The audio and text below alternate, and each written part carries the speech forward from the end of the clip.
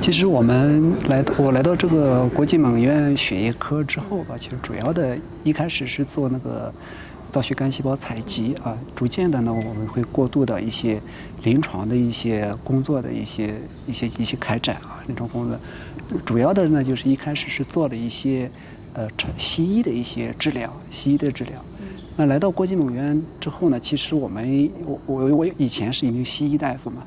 然后整个的一个感觉到西医的很多的一些治疗的一些瓶颈的问题，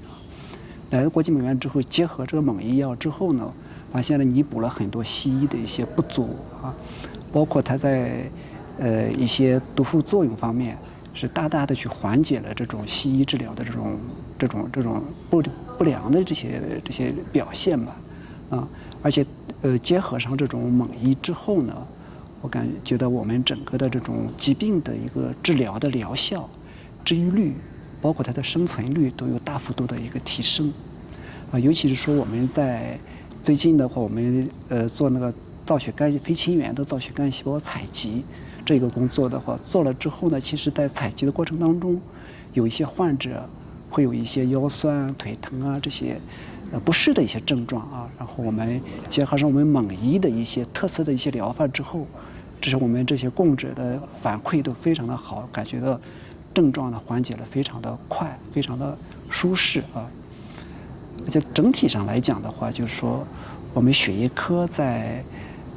整个的一个治疗上来讲呢，整体的这种疾病的病种上来讲是非常全的，就是包括我们的血液的一些免疫系统的一些疾病。还有我们的一些骨髓的一些衰竭性的疾病，包括我们的血液的一些恶性肿瘤，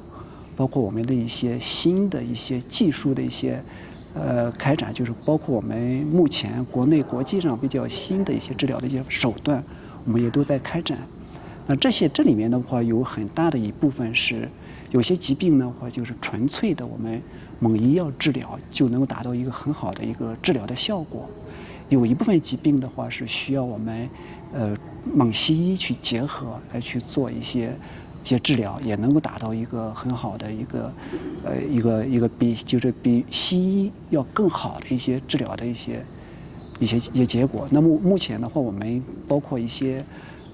骨髓移植的一些术后的一些处理方面，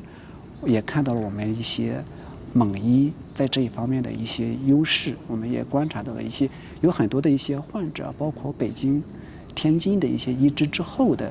伴有一些并发症的这些患者来讲的话，也会慕名来到我们血液科，啊，我们去给他结合猛西医的一些结合的一些方案，来对他做这种术后并发症的一些处理，也起到了一些很好的一些治疗的一些效果。